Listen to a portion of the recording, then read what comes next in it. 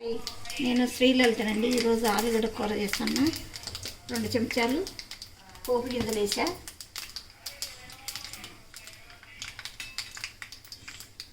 ఒక 5-6 పచ్చిమిర్చి,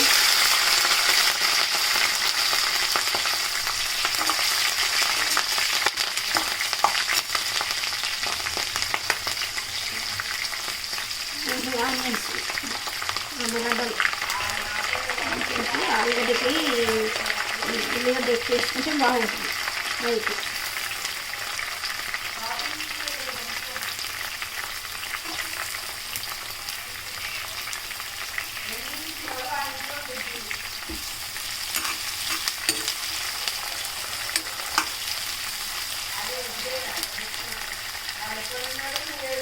ఒక 1 స్పూన్ సాల్ట్ వేస్తున్నా. ఈ సాల్ట్ వేస్తే ఉల్లిగడ్డలు మంచిగా తొందరగా మగ్గుతాయి అన్నట్టు.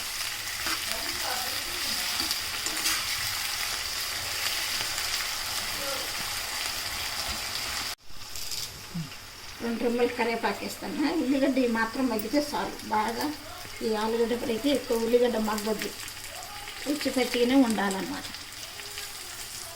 దీనిలోనే కొంచెం ఇంగువ,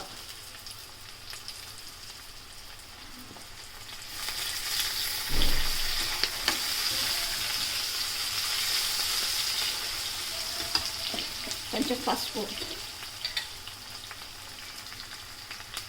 ఒక 1 స్పూన్ పసుపు,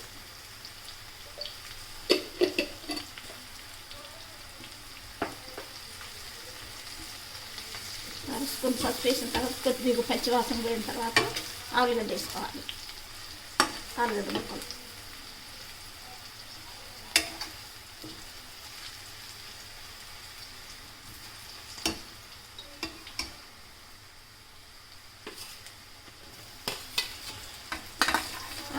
వేస్తాను. ఈ 1/2 కేజీ ఆలుగడ్డ.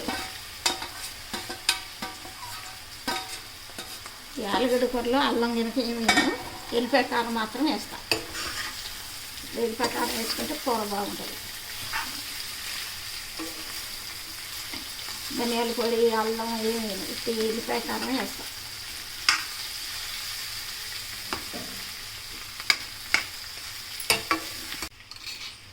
ఇది చెంచా కారం అండి. చెంచా కారంలో 5-6 రెబ్బలు ఎల్లిపాయలు వేసి దంచుకోవాలి, బరగ్గా దంచుకోవాలన్నట్టు. ఈ ఆలుగడ్డకి కొంచెం ఆయిల్ కూడా ఎక్కువ పట్టింది. 4 చెంచాలు ఆయిల్ వేసాను దీన్ని. ఆలుగడ్డలో అవి ఎక్కువ వేస్తేనే ఆలుగడ్డ బాగుంటుంది. ఫ్రై కూరలు వేయగానే ఆయిల్ ఎక్కువ పట్టింది. చెంచా కారంలో 5-6 ఎల్లిపాయలు వేసిన, 5-6 ఎల్లిపాయ గర్భాలు వేసిన. ఇందాక 1 చెంచా వేసిన సాల్ట్, ఇంకా ఇప్పుడు ఒక 1 చెంచా వేస్తాను, సరిపోతుంది. వేసి మంచిగా ఇట్లా కలిపి సిమ్లో పెట్టుకోవాలి. ఒక 5 నిమిషాలు సిమ్లో పెట్టుకుంటే మంచిగా మగ్గుతుకోవాలి. బాగుంటుంది. ఇందులో ఏం అల్లం కానీ పొడి మసాలాలు కానీ ఏం వేసే పని లేదు. ఇది దించే ముందు కొత్తిమీర వేసి దించుకోండి.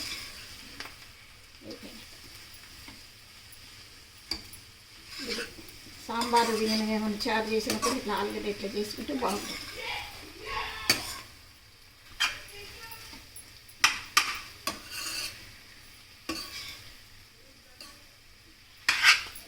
మంచిగా సరిపోతుంది కారం కూడా. ఎల్లిపాయలు ఎక్కువ వేసినాం కాబట్టి ఘాటు ఉంటుంది.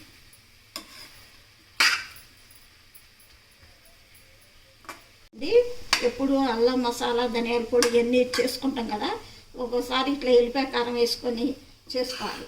అల్లం ధనియాల పొడి ఏమి వేయద్దు, ఉట్టి ఎల్లిపాయ కారం వేయాలి.